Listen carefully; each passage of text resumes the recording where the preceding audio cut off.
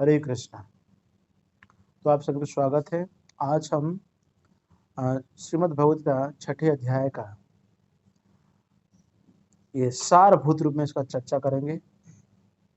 और अभी हम दक्षिण भारत की यात्रा में थे तो बहुत सारे लोग जो आकर के हमें योग शास्त्र अर्थात योगा का पुस्तक मांग रहे थे। तो आप सभी जानते हैं आज के समय योगा बहुत फेमस है। तो भगवत गीता में छठे अध्याय में भगवान कृष्ण स्वयं अर्जुन जी को ये ध्यान योग के बारे में बताया। ये ध्यान योग में श्री भगवान के ये प्रवचन है, तो उसको हम श्रवण करेंगे। भगवान ने अर्जुन को ये कहा कि खास करके हम जो योगी किसे कहते हैं ये पहले जानना चाहिए, किस व्यक्ति को हम योगी कहें।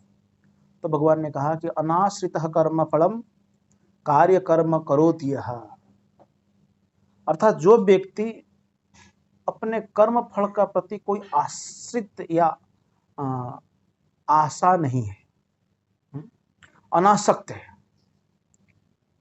वो अपने कर्तव्य को करता है। He's just doing his duty। और हम सभी को ऐसा करना चाहिए, डूइंग आवर ड्यूटी। आप लोग देश में अलग अलग जगह पर काम करते हैं, सरकारी बेसरकारी, लेकिन आप अपने कर्तव्य को निभाते हैं। कैसे? अनासक्त होकर के। तो कोई भी व्यक्ति जो कि असली योगी है वो अनासक्त है कर्म से। लेकिन भगवान ने कहा कि सन्यासी च योगी च, उससे हमें योगी या सन्यासी नहीं कहना चाहिए जो कि अपने कर्तव्य को भी छोड़ चुका है, ना तो अपने लिए भी स्वयं पाक करता है, अर्थात कुकिंग भी नहीं करते। आप सब जानते हैं। इसलिए कई लोगों का ये विचार है सन्यासी योगी का अर्थ है कि जो कोई काम न करता हो या निकम्मे लोग हो। लेकिन भगवान ने ऐसा नहीं कहा। भगवान ने कहा कि अपने कर्तव्य को करो, कार्य को करो, लेकिन कैसे? अनासक्त होकर के, कोई प्रकार की आसक्ति नहीं है। तो अगर हम भगवान की भक्ति करते ऐसा, तो ऐसा चैतन्य महाप्रभु शिक्षाष्टक में कहा, न धनम न जनम न सुंदरीम कविताम व जगदीश कामये, मम जन्मनि जन्मनेश्वरी भवतार भक्ति अहेतु की तय, अर्थात अहेतु की कार्य करना, कोई प्रकार के स्वार्थ न रख करके। तो इस तरह यहां पर भगवान ने क्लियर कट बताया हमें कि किसे हम योगी कहना चाहिए। और जिस व्यक्ति को सन्यासी हम कहते हैं उसे योग अर्थात परम ब्रह्म से युक्त होना जानना चाहिए। क्योंकि इंद्रिय तृप्ति के लिए इच्छा को त्यागे बिना कोई भी योगी नहीं बन सकता। नहीं असन्यस्त संकल्प, अर्थात यहां पर जो भगवान कृष्ण ने ये उपदेश दिया कि खास करके हमें आसक्त कब होते हैं? आसक्त तभी होते हैं जैसा कि अतः सुत क्षेत्र गृह आप्त बीते जनस्य मोहम अहम अयम ममेति। लोग इतनी आसक्त हो जाते हैं क्योंकि इंद्रिय तृप्ति का इच्छा है, उनकी बहुत इच्छाएं हैं। और ऐसी इच्छाओं को रखने के साथ साथ कोई भी योगी नहीं बन सकता है। और आज के समय आप सभी जानते हैं योगा बहुत फेमस है पूरी वर्ल्ड में। अगर आप यूरोप में देखेंगे, yoga is now the biggest market. कई बिलियन डॉलर्स का ये मार्केट इकोनॉमी है। लोग सोचते हैं कि हम योगा करें, at the same time they have attachment. भौतिक इच्छाएं रखने के साथ साथ हम फिर योगी बनेंगे, यह संभव नहीं है। दोनों एक ही साथ नहीं चल सकता है। तो ये योगा प्रोसेस है, ध्यान या मेडिटेशन प्रोसेस है, इसमें अष्टांग योग बहुत महत्वपूर्ण है। तो भगवान ने कहा कि जो अष्टांग योग है, इन लोगों के लिए अष्टांग योग का विधि विधान का पालन करना पड़ता है। यम नियम आसन प्राणायाम ध्यान धारणा समाधि, है ना। तो कि जो लोग ये अष्टांग योग की साधना करते हैं उनके लिए कर्म करना होता है, अर्थात इसके नियम को पालन करना पड़ता है। लेकिन जो योग सिद्धि को प्राप्त कर चुके हैं उनके लिए भौतिक कार्यकलाप का परित्याग करना ही साधन होता है।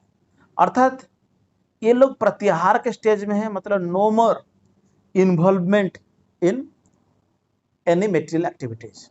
कभी कभी ये अष्टांग जो मार्ग को फॉलो करने वाले जो लोग हैं, हम ये लोग को देखते हैं, ये ब्रह्म सत्य और जगत मिथ्या बोल के हिमालय में चले जाते हैं, गुफा में चले जाते हैं, आगे इसे बताएंगे कैसा योग करना है, इस योग करने के लिए चले जाते हैं। लेकिन आप देखेंगे कि बाद में फिर ये लौट के आते हैं, लौट के आकर के हॉस्पिटल ये सब स्कूल वगैरह खोलते हैं। ये योगी नहीं है।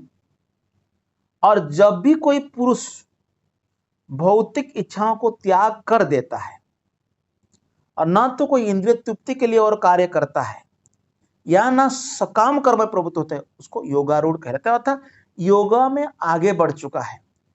सकाम कर्म मतलब जो कर्म करना और फल का आसक्त रहना, फल का प्राप्ति के लिए प्रयास करना।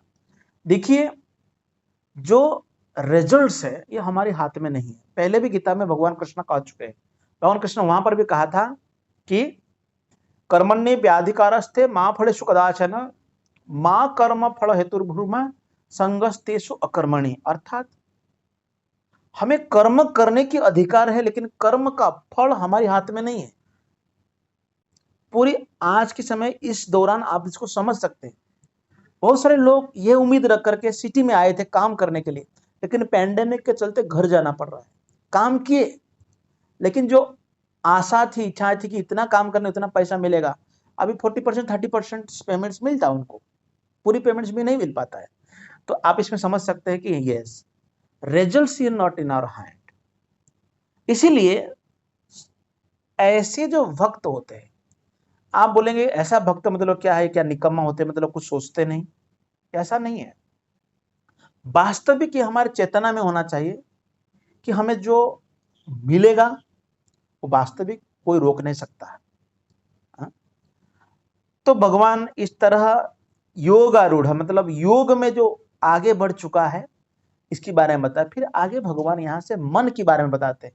ये जो मन है ना, ये मन ये 10 इंद्रिय का ये लीडर है, तो लीडर। तो उद्धारित आत्मनम आत्मनम एवं आत्मन अवसादयेत, अर्थात मनुष्य को चाहिए अपने मन की सहायता से अपना उद्धार करे। आप बोलेंगे मन तो मानता नहीं, आगे भी अर्जुन बोलेंगे, इसमें आप डिटेल आप जब पढ़ेंगे तो भगवत गीता को हम इस अध्याय को पूरा ओवरव्यू कर रहे हैं कंप्लीट। तो मन से और अपने मन को कभी नीचे गिरने न दे, बहुत प्रयास करना चाहिए। और मन जीव बद्ध जीव का बंधुर आत्मा एवं रिपुर आत्मना, अगर मन सही मार्ग पर है, अगर कंट्रोल्ड है तो उसे हम बंधु मान सकते हैं, और अनकंट्रोल है तो ये हमारा शत्रु है। इसलिए मन एवं मनुष्याणाम कारणम बंधु मुख्य बंधाय विषय संग मुक्त निर्विषय मन। जब ये विषय के संग में जाता है तो इसको हम बंधन के कारण बोलते हैं, और जब ये मुक्ति की ओर जाते हैं तो कैसा, जब इस विषय बंधन से मुक्त हो जाता है। तो इसलिए जो व्यक्ति मन को जीत लिया है उसके लिए मन सर्वश्रेष्ठ मित्र है। If your mind is with you then it is the best friend. अगर ऐसा नहीं है तो सबसे बड़ा शत्रु इस दुनिया में मन ही है। कई लोग हमें पूछते हैं कि हमें बड़ा परेशानी है, वो समस्या से हम गति कर रहे हैं, समस्या हमारे जीवन में आ गया है, तो इस स्थिति में हम क्या करें। वास्तविक जो है बात है, आउटसाइड जितना प्रॉब्लम है उससे ज्यादा प्रॉब्लम हमारा मन में है। अर्थात मन अगर उस बात को समझ सकता है ठीक से, then there will be no big problem. अगर मन ठीक नहीं है तो छोटी बात को भी मन खराब है। जैसे सपोज एग्जाम्पल देता हूं, अगर आप बहुत सुंदर है, तो अब वो कोई कहे आप बहुत सुंदर है तो आप बोलते yes I am very beautiful handsome okay. अगर कोई कहे कि आप कुछ सोचेंगे अरे ये शायद मुझे जल रहा है, मुझसे जल रहा है इसलिए मुझे ऐसा कह रहा है। वही एक ही बात है, अगर आपने उसको पॉजिटिवली लिया तो अच्छा है, अगर नहीं ले पाए then it will be problematic for you. तो जितात्मना प्रशांतस्य परमात्मा समाहित, अर्थात जिसने मन को जीत लिया है उसने परमात्मा को प्राप्त कर लिया है, ऐसा कहा गया। हा? क्योंकि उसने शांति प्राप्त कर चुका है। ऐसे पुरुष के लिए सुख दुख सर्दी गर्मी और मान अपमान एक जैसा है, और यह स्थिति तभी प्राप्त होता है जब आप भक्त बनते हैं, भगवत ज्ञान का पालन करते हैं और आप परा प्रकृति में स्थिर हो जाते हैं और भगवान की आज्ञा को आप पालन करते हैं, तब ऐसी स्थिति आता है जिससे कि इस तरह की जो डुअलिटी है इससे आप ऊपर उठ जाते हैं। और वही व्यक्ति आत्मा साक्षात्कार को प्राप्त करके योगी कहलाता है और अपने अर्जित ज्ञान से तथा अनुभूति से पूर्णतया संतुष्ट रहता है। It is life for realisation, अनुभव करने के लिए। और ऐसा व्यक्ति जितेंद्रिय होता है। जितेंद्रियम मतलब इंद्रिय को जीत लिया है और वो व्यक्ति समदृष्टि रखता है, कंकड़ हो पत्थर हो या सोना एक मात्र दिखता है। आप ऐसा बोलेंगे अच्छा सोना और पत्थर का भाव समान है तो हम सोना ले जाते हैं आपको पत्थर दे देते हैं, समान है। देखिए ये जो स्थिति है, स्थिति में व्यक्ति का अनासक्त हो जाता है, अर्थात व्यक्ति को इसमें कोई प्रकार की लगाव नहीं रहता है, attachment, no more attachment. Otherwise for little little things people are just fighting, है ना।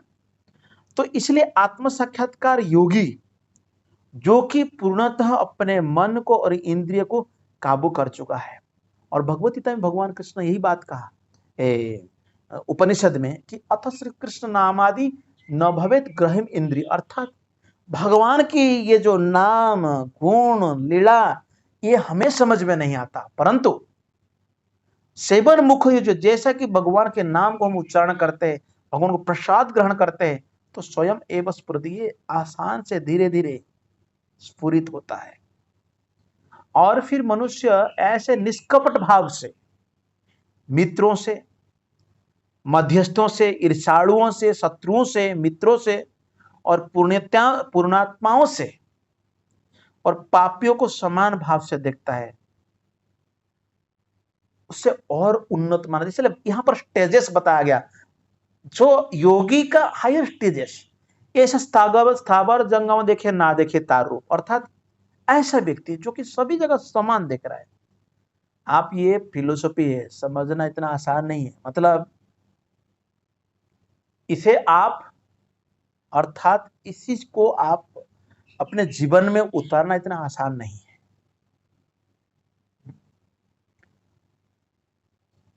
तो इसलिए योगी को चाहिए कि सदैव अपने शरीर, मन तथा आत्मा को परमेश्वर में लगाए, एकांत स्थान में रहे, बड़ी सावधानी के साथ अपने मन को बस में करे, उसे समस्त आकांक्षा तथा संग्रह भाव की इच्छाओं से मुक्त होना चाहिए।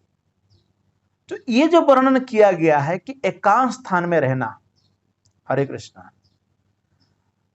एकांत स्थान में रहना, to go to a solitary place, योग में ऐसा बताया गया योग करने वाले को। लेकिन आज के समय इतना आसान नहीं है कि ये प्रैक्टिस करना, आज के समय में इतना आसान नहीं होता ये।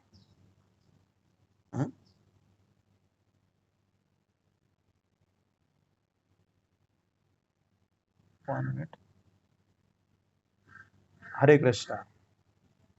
सो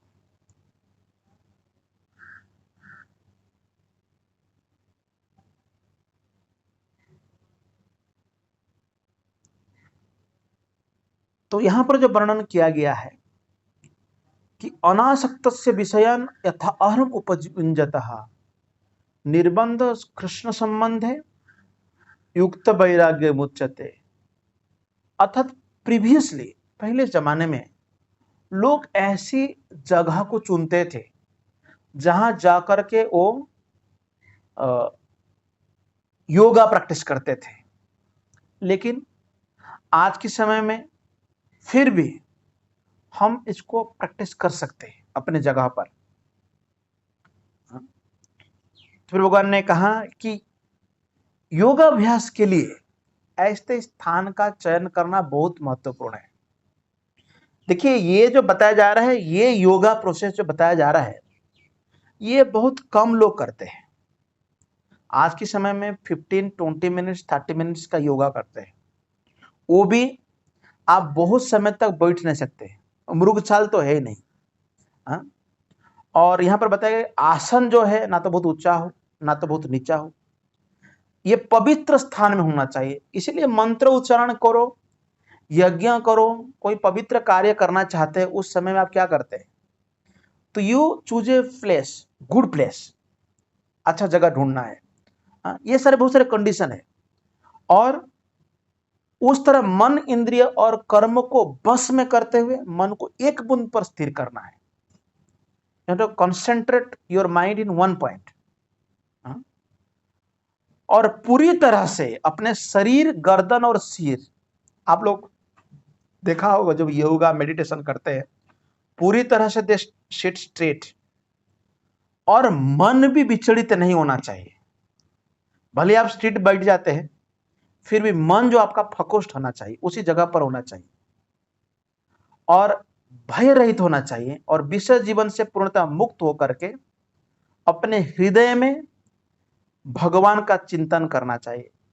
जब हम उस तीसरे स्कंद में पढ़ रहे थे, तो चतुष्कुमार जब भगवान का दर्शन करते हैं वैकुंठ धाम में, वहां पर भी हमने यही देखा कि चतुष्कुमार ने भगवान का स्वयं रूप का दर्शन किया, और उन्होंने उपदेश दिया, उन्होंने कहा कि योगियों को हृदय में भगवान के नारायण स्वरूप का दर्शन करना चाहिए। They have to see the lord. तो इस तरह नियमित रूप से, ऐसा नहीं कि वन डे किया फिर दूसरा दिन छोड़ दिया, नहीं, सदात्मन, सदैव योगी नियत मानस, अर्थात मन तथा कर्म निरंतर संयम का अभ्यास करते हुए संयमित मन वाले योगी को इस भौतिक अस्तित्व की समाप्ति पर भगवत धाम की प्राप्ति होती है। अर्थात मत संस्थम अधिगच्छति, इतने कठिन तपस्या करने के बाद, ये सारे कंडीशन को फुलफिल करने के बाद आप भगवान को प्राप्त करते, ये योगा प्रोसेस। अगर आज के समय हम किसी को कहे कि it is so hard procedure, लोग कहते हैं ये कैसे बकवास है, ऐसा थोड़ी ना, भगवान हमारे इतना कठिन परिश्रम करने से, इतना तपस्या करने से प्रसन्न होंगे, कैसे भगवान है। जब तक भगवान सभी को प्रेम करते हैं। देखिए, योगा प्रोसेस के लिए, क्योंकि जो कलमश शरीर है, ये संसार में शरीर प्राप्त किया है, ये कलमश युक्त शरीर है, इसलिए भगवान स्वयं नर नारायण रूप में, नर नारायण ऋषि के रूप में आज भी बद्रिकाश्रम में बैठ करके हम मनुष्य जाति के लिए कैसे तपस्या करना, इसके बारे में बताया है। भगवान तो अपाप विद्धम है, अर्थात सभी पापों से मुक्त है, लेकिन हम लोग पाप से युक्त है, हम लोग कलमश है, हम भगवान का चिंतन नहीं करते। Krishna never forgets but we forget Krishna, हम कृष्ण को भूल जाते हैं। तो फिर भगवान ने कहा कि योगा प्रोसेस के लिए खान पान कैसा होना चाहिए, व्हाट इज योर डाइट। तो भगवान ने कहा कि जो अधिक खाता हो या बहुत कम खाता हो, मतलब रेगुलेटेड होना चाहिए, जो अधिक सोता हो अथवा जो पर्याप्त भी नहीं सोता हो, मतलब कम सोता हो, उसके लिए योगी बनने की कोई संभावना नहीं। उस व्यक्ति योगी बन ही नहीं सकता, बनेगा तो बड़ी प्रॉब्लम है, इसको हम क्रेजी बोलते हैं। तो भगवान ने कहा कि युक्ता आहार विहारस्य, युक्त चेष्टस्य कर्मसु, युक्त स्वप्न अवबोधस्य योगे भवति दुःखः। भगवान ने कहा जो युक्त मतलब रेगुलेटेड है, खाने, सोने, आमद प्रमोद तथा काम करने की आदतों में नियमित रहता है, वो योगाभ्यास द्वारा समस्त भौतिक क्लेशों को जीत सकता है वो व्यक्ति। इसीलिए योगी को जब योगाभ्यास करने के समय अपने मानसिक कार्यकलापों को बस में कर लेना चाहिए।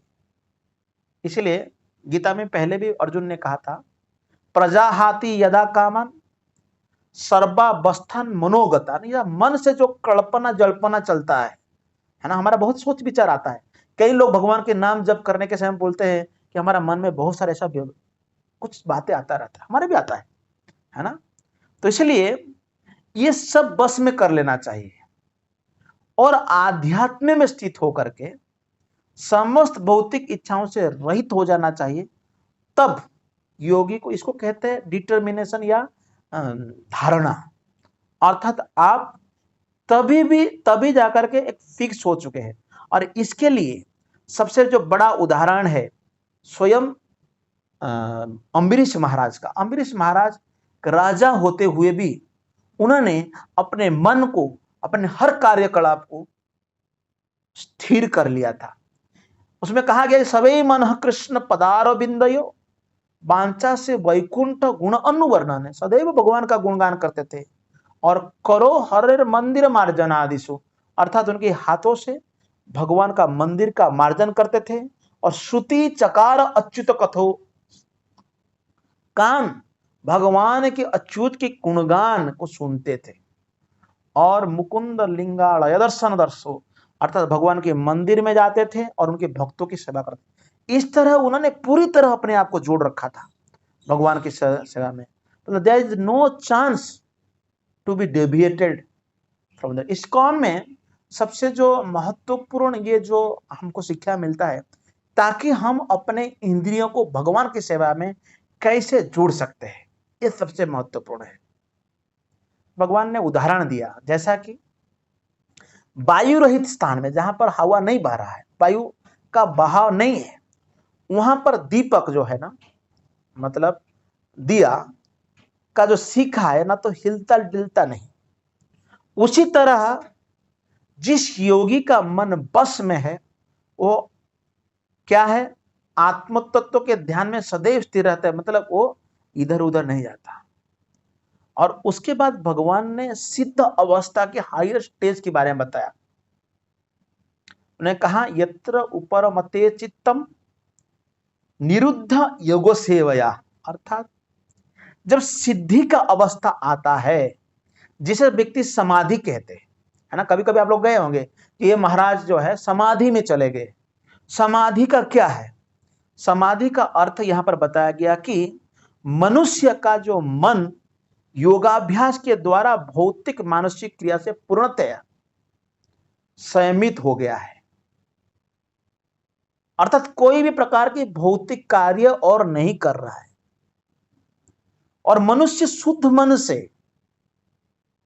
अपने को देख सकता है, इसलिए कहले पश्यनि आत्मनि तुष्यति, अपने आप को देख सकता है क्लियर। जैसा कि जल अगर स्थिर हो जाता है तो हम देख सकते हैं कि जल कितने क्रिस्टल क्लियर है ना, क्योंकि जो कचरा है नीचे बैठ जाता है ना। तो मन जब शुद्ध हो जाता है तो व्यक्ति अपने आप को देख सकता है और अपने में आनंद उठा सकता है। इसलिए हैप्पीनेस विद इन तुष्यति, दैट इज द सेटिस्फेक्शन, जब अपने आप को जान सकते हैं और उस आनंदमय स्थिति में वह दिव्य इंद्रिय द्वारा असीम दिव्य सुख को प्राप्त कर सकता है। इस प्रकार स्थापित मनुष्य, इसलिए कहा गया व्यति यत्र न चव्यायम स्थित चलति तत्वतः, अर्थात तत्व से कभी डेविएट नहीं होता है। अर्थात जो व्यक्ति आत्म साक्षात्कार को प्राप्त कर चुका है वो व्यक्ति इस मार्ग को कभी छोड़ता नहीं। और यमलब्ध्वा चापरम लाभम लमन्यति, इसी स्थिति को प्राप्त करने के बाद और कोई भी प्रकार की इच्छाएं और नहीं रहता है। तो इसीलिए मनुष्य को प्राप्ति हो जाने पर वो सबसे कोई भी और दूसरे लाभ उसको नहीं चाहिए। ऐसी स्थिति को पाकर के मनुष्य बड़ी से बड़ी कठिनाइयों को भी जीत सकता है। उस समय विचलित नहीं होता है। Otherwise many peoples are disturb. क्यों? क्योंकि वो आत्मक साक्षात्कार की स्थिति को प्राप्त नहीं किए। और इस तरह यहां पर बताया गया है कि न विद्धातु स्वयोगम वियोगम योग संशय, किसी को प्राप्त करने से या किसी को खो देने से जो हमें जो कष्ट पहुंचता है वो कष्ट नहीं पहुंचेगा। यह है योग का स्थिति का स्टेज है।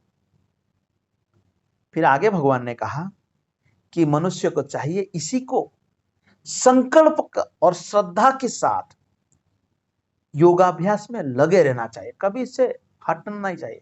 इसलिए रूप गोस्वामी कहते हैं कि उत्साह निश्चय धैर्यात्, तो उत्साह बनाए रखना चाहिए, उत्साह को डीम नहीं करना चाहिए, है ना। और जो भी मनोधर्म से, मनोधर्म मतलब योर स्पेकुलेटिव आइडिया, मनोधर्म को छोड़ देना चाहिए। उत्पन्न समस्त इच्छाओं को निरपवाद रूप से त्याग देना चाहिए और इस प्रकार मन के द्वारा सभी ओर से इंद्रिय को बस में कर लेना चाहिए। तो इसीलिए जब हमें भगवद्गीता पढ़ने के बाद, इसे श्रवण करने के बाद, तो हमें फिर मनोधर्म के बारे में नहीं सोचना चाहिए। मेरा विचार ऐसा था, मैंने ये पढ़ा रखा था, मैंने ये सुन रखा था, ये सब कम करना चाहिए। लेट कृष्ण स्पीक, कृष्ण जो बोल रहे हमें सुनना चाहिए। और धीरे धीरे शनै शनै उपरमेत बुद्धिया धृति गृहीतया, ये धीरे धीरे, it is not a one day process, पूर्ण विश्वास पूर्वक बुद्धि के द्वारा समाधि में पहुंच जाना चाहिए, स्थित होना चाहिए। और इस प्रकार मन को आत्मा ही में ही स्थित करना चाहिए और अन्य कुछ भी नहीं सोचना चाहिए। फिर भगवान ने कहा कि सबसे बहुत सुंदर उपदेश दिया, ने कहा आपकी मन, आप बोलेंगे अरे मेरा मन तो इधर उधर भागता रहता है, मैं कहां इतना कंट्रोल कर पाऊंगा मन को। तो भगवान ने कहा कि यत तो निश्चलति, जहां जहां भी आपका मन भटक रहा है, क्योंकि मन का स्वभाव है अचलम अस्थिरम, ये अस्थिर रहता है, कि उसे मन को वहां से हमें खींच के लाना चाहिए। और जिस योगी का मन भगवान कृष्ण पे स्थिर हो चुका है, मनमना भव मद भक्त, जो भगवान का भक्ति कर रहा है, भगवान, उसका मन भगवान पर लगा हुआ है, मदियाजी माम नमस्कुरु, जो भगवान का नमस्कार कर रहा है, भगवान का पूजा कर रहा है। ये बताया गया है कि जो व्यक्ति इस तरह मन को स्थिर कर दिया है, उसे दिव्य सुख की सर्वोच्च सिद्धि प्राप्त कर सकता है। वो व्यक्ति रजोगुण से परे हो जाता है और परमात्मा के साथ अपनी गुणात्मक एकता को समझता है। अर्थात भगवान कृष्ण और हमें जो गुण है, भगवान में जो गुण दिखाई देता है, वो गुण हमें भी दिखाई देता है, लेकिन हमारे पास कम है और अपने विगत कर्मों की फल से मुक्त हो जाती ये करने से। और इस प्रकार योगाभ्यास में निरंतर लगा रहा कर, देखिए वहां योगा करते लोग केवल आसन को, लेकिन योगा करने के लिए जो बेसिक प्रिंसिपल्स है ना, the purpose to perform yoga, ये यहां पर बताया क्यों करना है। तो ऐसे आत्मसंयमी योगी समस्त भौतिक कलमश से, यहां पर बताया गया है योगी विगत कलमश, हर प्रकार की पापों से, जो भी कलमश है उसके अंदर इंप्यूरिटीज है, कमियां है, इससे पार हो जाता है। सुखेन ब्रह्म संस्पर्शम अत्यंतम सुख अश्नुते, अर्थात अत्यंत सुख को प्राप्त करता है। अर्थात ये जो सुख, इसको कहते हैं ब्रह्म सुख। ये संसार में भी सुख है, इसको कहते हैं मैथुन सुख। ये मैथुन सुख क्षणिक है, परंतु ब्रह्म सुख आनंद देने वाला है। और वास्तविक योगी को समस्त जीवों के लिए कल्याण के बारे में सोचना चाहिए। और सभी में यहां पर बताया गया है कि इच्छते योग तत्व सर्वत्र समदर्शन, सभी जगह समान देखता है हर जीवों को। 5 नंबर अध्याय में भगवान कहा था विद्या विनय संपन्ने ब्रह्मण गविहस्तिनी सुनिचैव सोपाके च पंडित समदर्शिनः समदर्शन, समदर्शन है हमारे समदर्शन नहीं। हम भारतीय संस्कृति, हम समदर्शन रखते हैं, सभी को लेके चलते हैं, क्योंकि ये भगवान की आदेश है। भगवान ने जो आदेश देते हैं ये सभी जीवों के लिए देते हैं। भगवान ये नहीं कहते हैं कि असम दृष्टि से देखो, समदृष्टि से देखो। जो भी, इसलिए गवर्नमेंट को है, सरकार को, राजा को क्या करना चाहिए? He should implement all the schemes for the people and हर तब तक ये पहुंचना चाहिए। तो फिर भगवान का यमाम सर्वत्र पश्यन्ति सर्वंच मयि पश्यति तस्याहम न प्रणश्यामि न च मे न प्रणश्यति। भगवान ने कहा जो मुझे सभी जगह पर दिखता है, सर्व खलुमिदं ब्रह्म। आज भी मैंने सुबह प्रवचन दिया था, उसमें बताया था कि भगवान सभी जगह पर है। ये नदियां जो है भगवान का शरीर में ये भेंस है, पेड़ लते भगवान का रोम है। भगवान शरीर की पूरा वर्णन किया गया है। जहां भी देखो, गीता में भगवान 9वें अध्याय में भी यही बात कहा, रसोहम अपसु कौन्तेय, हाँ, कि मैं जल का स्वाद हूं। जल पीने के समय आप सभी जगह कृष्ण को देखना है। वो कहते कि उस भक्त के लिए मैं कभी भी अदृश्य नहीं होता हूं, सदैव भगवान उसके साथ रहते हैं और न वह मेरे लिए अदृश्य होता है। तो भगवान के जो भक्त है, भगवान को देखते हैं। प्रेमान जना चुरित भक्ति विलोचने न संत सदैव हृदय से विलोकयन्ति। सदैव संत देखते हैं। और जो योगी कृष्ण तथा परमात्मा को अभिन्न जानता है, नो डिफरेंस। कई लोग परमात्मावादी होते हैं, है ना। ये परमात्मा की गीता का पूरा पढ़ते नहीं ना, आधा पढ़ लेते गीता को, और पढ़ते तो अपने कमेंट्री डालते हैं, अपने मनोधर्म को बताते हैं। तो कहा गया कि योमाम भजति एकत्वम अस्तित्व, ये जानता है एक है और भक्ति पूर्वक सेवा करते, सर्वथा वर्तमान अपि सयोगी मयि वर्तते। वो योगी जो है भगवान पर स्थिर है। तो इसलिए भगवान ने अर्जुन को कहा वह है पूर्ण योगी जो अपनी तुलना से समस्त प्राणियों की उनके सुखों तथा दुखों में वास्तविक समानता का दर्शन करता है। तो ये सारे श्रवण करने के बाद आप सोच सकते हैं कि सभी जगह भगवान को दर्शन करना, मन को कंट्रोल करना, है ना। ये श्रवण करने के बाद अर्जुन जी के मन में प्रश्न आ गया। अर्जुन जी प्रश्न पूछ दिए। आप सभी को मन में भी ये प्रश्न आता होगा कि भाई इतना कठिन बाबा, और ये न सुनकर लोग योगी प्रति आकृष्ट होते हैं, क्योंकि कुछ वहां पर चल रहा है। योगा मतलब है ना, टांग नीचे सर नीचे टांग ऊपर, ऐसा लोग सोचते हैं। यहां कहा गया, अर्जुन पूछते हैं यो अयम योगस्तया प्रोक्त साम्येन मधुसूदन एतस्याहम न पश्यामि चंचलात्व स्थितिम स्थिरात्।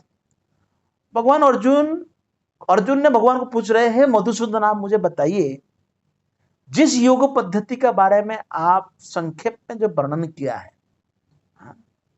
वो कह रहा है कि एतस्याहम न पश्यामि, मैं इसको व्यावहारिक नहीं मानता, मतलब प्रैक्टिकल नहीं लग रहा। क्यों? क्योंकि मन जो है ये चंचल है, अस्थिर है। वास्तविक मन चंचल और अस्थिर है। और अर्जुन कहते हैं कि ये चंचल जो मन है ये इतना अश्रृंखल है, हठीला है तथा अत्यंत बलवान है। मन, आप सभी का मन इतना डिस्टर्ब करता है। मन ना, लोग आके कहते हैं कि मेरा मन बहुत डिस्टर्ब है, आज बहुत हम डिस्टर्ब हो चुके हैं, हाँ, परेशान है। कभी कभी लोग सुसाइड करते हैं इसके लिए। तो इसलिए कहा गया कि इसे बस करना क्या, मैं वायु को बस कर सकता हूं। वायु को कंट्रोल करने आप ये सोच सकते, तो फोर्स ऑफ विंड इतना ज्यादा होता है।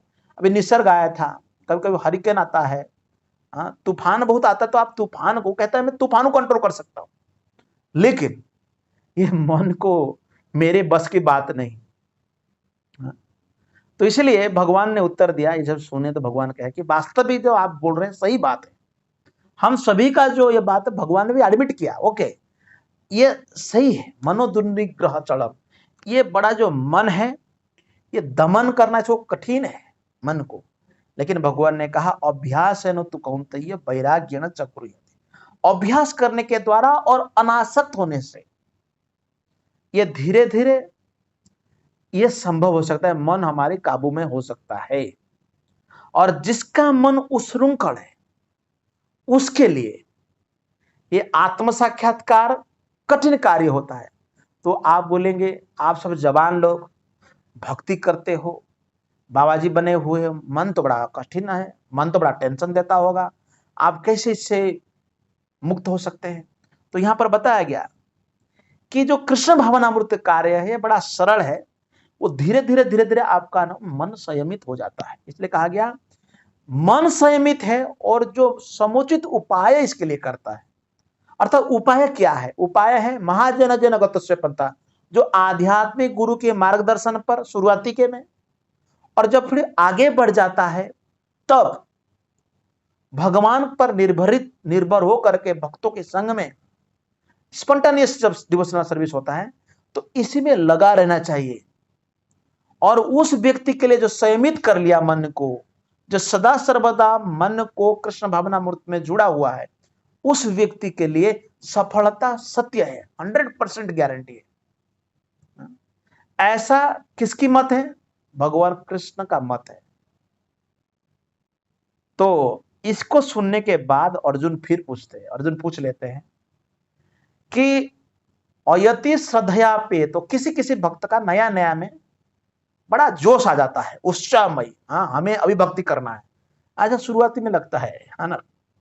अयति श्रद्धया पे तो जोग चलित मानसा, कभी कभी ये जो मन इतना है ना, ऐसा बताया गया है। तो व्यक्ति यहां पर बताया गया कि शुरुआती में वो श्रद्धापूर्वक आत्म साक्षात्कार की विधि को ग्रहण करता है शुरुआत में, लेकिन बाद में भौतिकता के कारण, विश्व संग्रह इसको कहते हैं, विश्व संग्रह, फिर लोगों के साथ संपर्क में आने से विचलित हो जाता है और योग सिद्धि को प्राप्त नहीं करता है। तो अर्जुन पूछता है काम गति कृष्ण गच्छति, उस भक्त का क्या होता है फिर जो छोड़ देता है? ऐसा बहुत अच्छा प्रैक्टिकल है, बहुत लोग ज्वाइन करते हैं बाद में छोड़ देते हैं। ये छोड़ने वाले भक्त कभी कभी ऐसा भौतिक दृष्टि से देखा जाता है कि यहां तो भी पैसा नहीं कमा पाए, फिर भौतिक संसार में जाएंगे तो वहां भी क्या करेंगे, ऐसा स्थिति आता है।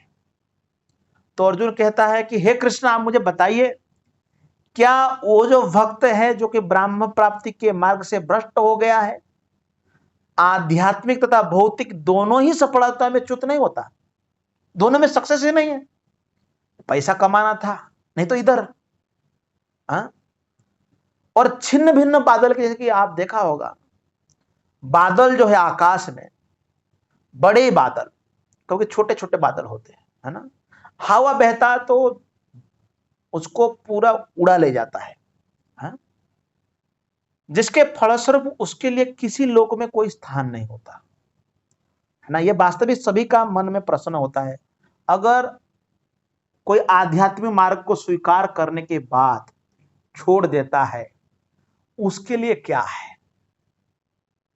तो भगवान कृष्ण ने यहां पर फटकार लगाया। तो यहां पर अर्जुन कहता है कि नहीं, पहले वो कहता है कि ये मेरा संशय है और तोदन्य संशय यास्य क्षेतान ही उपपद्यते, आपके बगैर इसी समस्या का, इस शंका का कोई दूर नहीं कर सकता है, आप ही केवल इसकी सॉल्यूशन दे सकते हैं जो मेरा मन में प्रश्न है। तो वास्तविक हमारे मन में जो भी आध्यात्मिक जिज्ञासा है उस जिज्ञासा का उत्तर स्वयं भगवान ने दे चुके हैं। श्रीमद् भागवत महापुराण में पूरी केस स्टडी है, भगवत गीता में है, अन्य शास्त्रों में है, जहां पर केस स्टडीज है, जहां पर बताया गया है कि प्रैक्टिकली हमें क्या करना है। भगवान ने कहा कि पार्थ, हे अर्जुन, न इव न यह अमूत्र विनाश तस्य विद्यते, उस भक्त के बारे में तुम ऐसा कैसे सोच भी रहे हो कि उसकी गलत हो जाएगा? नहीं, नहीं कल्याण कृत कश्चित, जिन्होंने कल्याण कार्य किया है, जिन्होंने अपने जीवन में अच्छा कार्य किया है, दुर्गतिम तात, उसका कभी भी दुर्गति नहीं होता है। तो यही बात जब नारद मुनि व्यासदेव को भी संवाद दिए श्रीमद् भागवत महापुराण में, नारद मुनि यही कहा कि त्यक्त्वा स्वधर्म चरणाम्बुज हरे, कोई व्यक्ति अपने धर्म को परित्याग करके, अपने कार्य को परित्याग करके भगवान की भक्ति कर रहा है और भजन अपक्व, अगर भजन में सफलता नहीं मिला, पतन ततेवधि, अगर गिर गया और उस स्थिति से उसकी पतन हो गया, कोई लॉस नहीं। यत्र को अभद्र अमुष्य किंबा को अर्थ अभजतम स्वधर्मत, अगर कोई व्यक्ति भजन नहीं कर रहा है, अपने धर्म को, गृहस्थ धर्म हो गया, अपने जो भी वानप्रस्थी ब्रह्मचर्य जो भी धर्म है उसको 100% कर रहा है ठीक ठीक, लेकिन वो भगवान का भक्ति नहीं कर रहा है, तो उसे क्या मिलेगा? कुछ ही नहीं मिलेगा। हाँ? परंतु भक्तों को अगर जहां से खत्म वहां से शुरू, ये लाभ मिलता है भक्तों को। तो भगवान कहते इस जन्म में मिलेगा कि अगले जन्म में मिलेगा। भगवान कहते इसी जन्म में भी कभी कभी रिवाइव हो सकता है, जैसा कि अजामिल का स्टोरी आप पढ़ते हैं, है ना। तो इसी जन्म में भी मिल सकता है, ये मत सोचो कि नहीं मिलेगा, मिल सकता है। लेकिन भगवान ने इससे आगे भी कहा कि प्राप्य पुण्य कृताम लोकान उषित्वा शाश्वता समा, अर्थात ऐसा भक्त जो कि आधा अधूरा छोड़ दिया, उसका मृत्यु हो गया या छोड़ दिया था, तो वो व्यक्ति पुण्यात्माओं जो लोक में रहते हैं उस लोक में जाता है और शाश्वती समा अनेक अनेक वर्षों तक वहां पर इस आनंद को भोग करता है।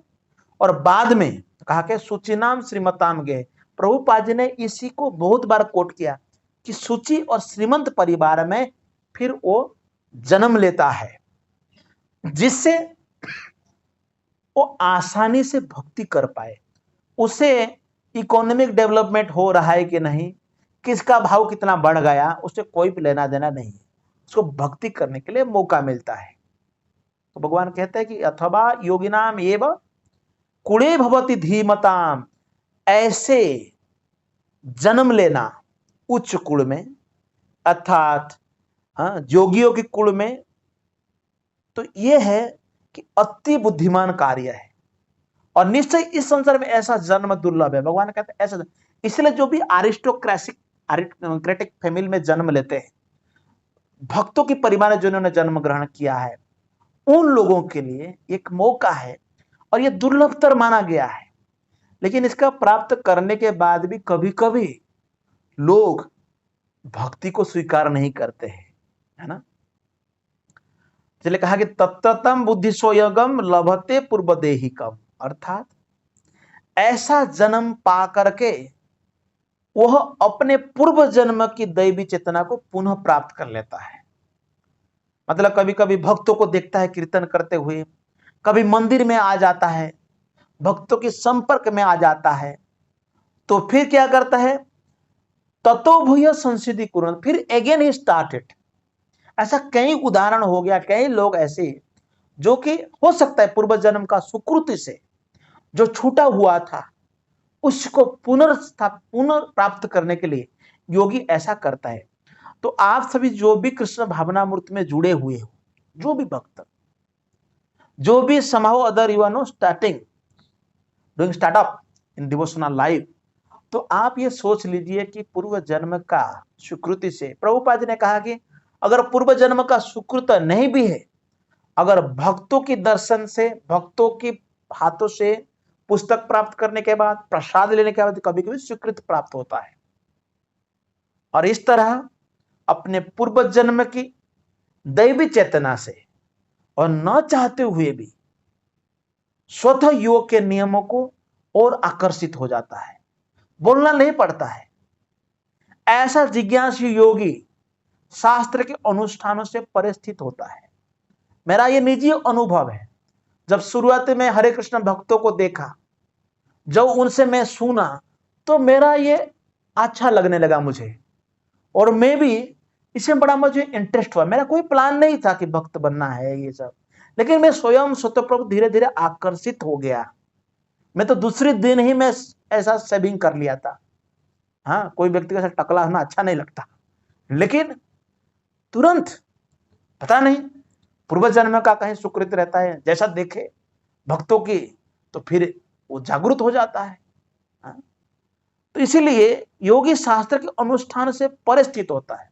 ऐसा योग कभी कभी क्या होता है, जो रिचुअलिस्टिक सेरेमनी होते हैं, हाँ?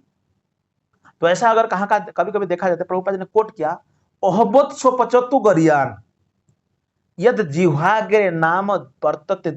कभी कभी जिह्वा में भगवान के नाम उच्चारण करते हुए आप देखे होंगे, विदेशी लोग को देखे हुए होंगे, और कई भक्तों को आप देखते हैं जो कि आप देखते हैं अरे ये तो चमार घर से है, हाँ ये तो दलित है, मतलब ये कहीं से जन्म, मतलब इसका कोई बैकग्राउंड भी नहीं है। लेकिन ये सारे जो भक्त हम देख रहे हैं, यहां पर बताया गया है, हाँ, कि ये सब जब, इसलिए आश्चर्य नहीं मानना चाहिए। स्वयं देवहूति माता ने कहा था, तेपु तपह जुहुब सुष्णु आर्या, ये इन्होंने पूर्व जन्म में तपस्या यज्ञ कर चुके हैं, तीर्थ स्थानों में स्नान कर चुके हैं, और समस्त शास्त्रों का अध्ययन कर चुके हैं, मान लेना चाहिए सर, ये शास्त्र का स्टेटमेंट है। तो इसीलिए ऐसे योगी समस्त कर्म से, समस्त पापों से मुक्त होकर के सच्ची निष्ठा से आगे प्रगति करने का प्रयास करता है। योगी संशुद्धि किड़बी सह, ये किड़बी सह कलम सह शब्द बहुत बार आता है। तथा कलम से मतलब भगवान गीता में 7 चैप्टर में भी आगे आके जाके बोलेंगे ये बात कि तेसम तो अंतगत पापम जनानम पुण्य कर्म, जब तक पाप से हम मुक्त नहीं होते। ये पाप जो क्या है, पाप मतलब जो निर्देशित कार्य नहीं है हम करते उसको पाप कहते हैं, जो निर्देशित है वो कार्य, वही सेम कार्य पाप में नहीं गिना जाता। उदाहरण के लिए किसी का घर जला देना पाप है, लेकिन हनुमान जी घर जलाए और उनको वाह हुआ, उनको आज तक हम पूजा करते हैं, है कि नहीं। तो पाप वो कार्य है जो कार्य निर्देशित है।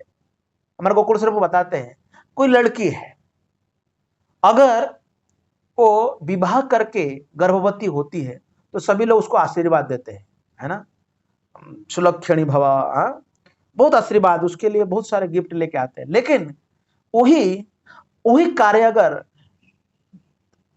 वो मन से, मतलब बिना विवाह से करती है तो उसे क्या कहते हैं, फिर व्यभिचारी, उल्टा क्या क्या कहते हैं, ना।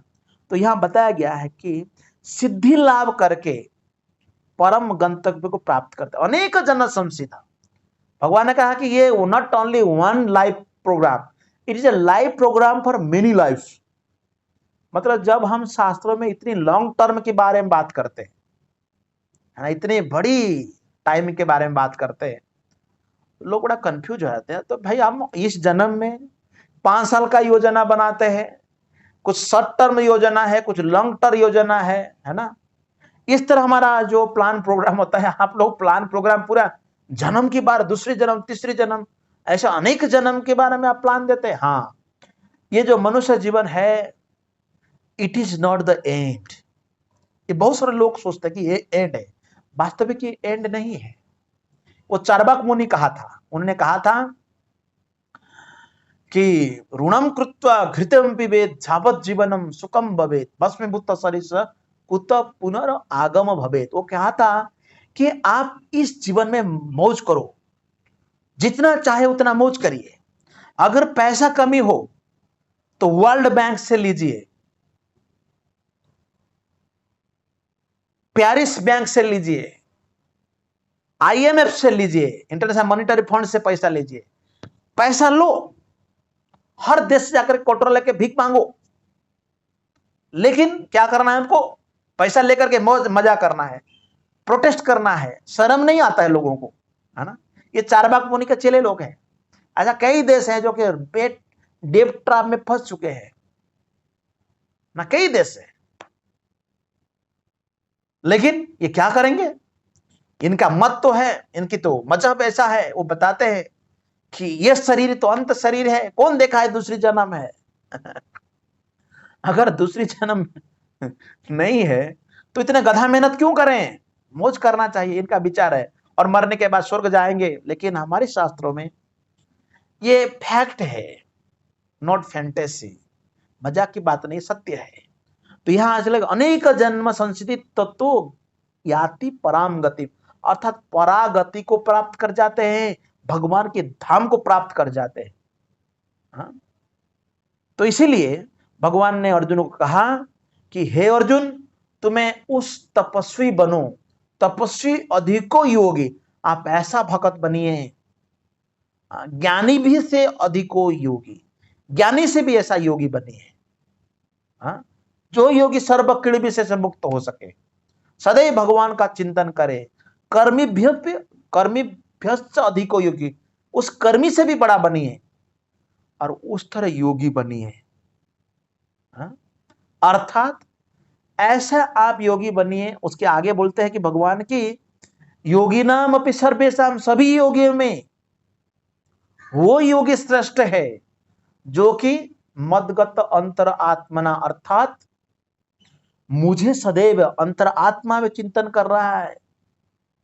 कृष्ण भक्त सदैव हरे कृष्ण कृष्ण कृष्ण हरे हरे, हरे राम राम राम हरे हरे, भगवान के नाम संकीर्तन जप करता है, शास्त्र अध्ययन करता है, भगवत भक्तों की संगत में रहता है, भगवत भक्त की संगत में प्रचार कार्य करता है। इसलिए सदैव जब आप करेंगे तो निश्चित रूप से भगवान के ही केंद्रित होकर आपके जीवन अतिबाहित होगा। आप जहां भी रहते हैं, अपनी जगह पर रहते हैं, अपने गांव में, घर में, शहर में, मोहल्ले में, जहां भी आप रहते हैं, वहां पर भी आप सदैव कृष्ण का चिंतन कर सकते हैं। कृष्ण का चिंतन सदैव आप कर सकते हैं। और भगवान ने कहा कि श्रद्धावान भजते यो माम समय युक्त तममतः, अर्थात दिव्य प्रेमा भक्ति करता है, वह योग में मुझ में परम अंतरंग रूप से युक्त रहता है और सबों में सर्वोच्च है। तो सर्वश्रेष्ठ योगी के बारे में बताया गया। तो इसी अध्याय में क्या हम लोग कुल मिलाकर के हमारा, क्योंकि ये ध्यान योग बताया गया है, और ध्यान योग में लोग खास करके पहले से 32 नंबर श्लोक तक जहां पर यह बताया गया था कैसे योग करना चाहिए, वो प्रोसेस को प्रैक्टिकलिटी लेते हैं। लेकिन वो इसका जो प्रोसेस है जो बताया गया है, किस तरह हम सदैव मन को नियंत्रित करके भौतिक कलमश से अपने आप को रहित करके, अनासक्त होकर के, और भगवान को सदैव चिंतन करते हुए ये भक्ति करना है, भगवान की ध्यान करना है, भगवान का स्मरण चिंतन करना है, ये श्लोक का सार है।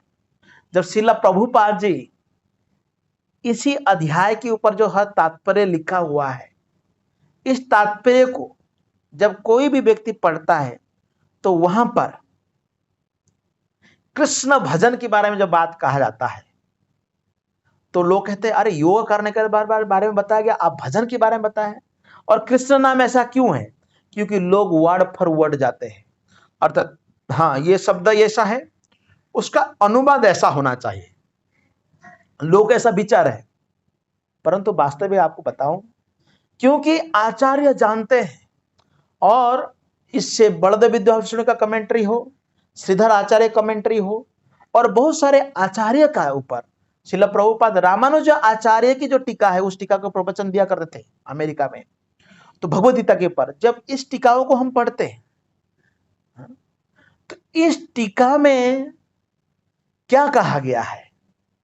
आदि मध्य अंत हरि सर्वत्र गीयते, भगवान कृष्ण का ही गुणगान किया गया, और भगवान कृष्ण अपने बारे में ही गीता में बताया। यह सीक्रेट। अगर ये न समझ करके हम गीता को पढ़ते हैं, वो योगा मतलब बस मेडिटेशन ऐसा बैठ जाओ, ओ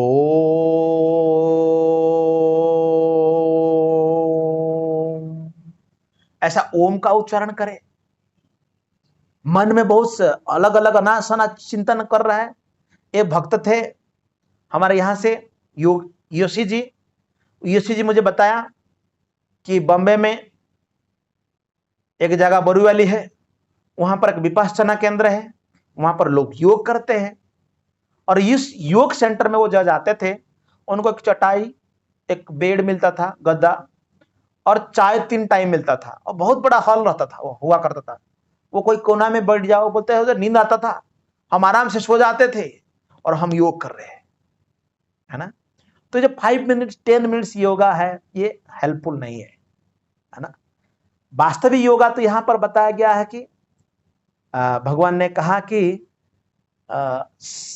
सर्वेशा सदैव। तो सर्वेशम के बारे में प्रैक्टिकलिटी थोड़ा आप लोग को बता दूं। प्रैक्टिकलिटी कैसे, सर्वेशम कैसे होगा। तो आचार्य हमारे बारे में जानते हैं। जब श्रील प्रभुपाद अमेरिका प्रचार करने गए थे, तब उस समय उन्होंने अपने शिष्यों को कहा 64 राउंड जप करना है। भगवान का जो जप माला है, 64 माला जप करना है। तो भक्त लोग आए, उन्होंने कहा Swami ji, we are American और हम लोगों के पास इतना टाइम नहीं होता कि हम लोग 64 माला जप करें। आपसे हम शिष्य बने हुए, आपके आदेश को मानना चाहिए, आपके मार्गदर्शन में हमको चलना है। तो स्वामी जी ने कहा ओके 32 राउंड, अर्थात 32 राउंड जप करना है आप लोग। फिर 32 राउंड कुछ दिन जप करे थे भक्त लोग, फिर बाद में वो 32 माला भी नहीं हो पाया। तो फिर आया स्वामी जी, वो can't do 32 rounds. Then Prabhupada ji ने कहा 16 round, not less than that, अर्थात 16 माला जप करना है, उससे और ज्यादा नहीं है, उतना करना है 16 राउंड।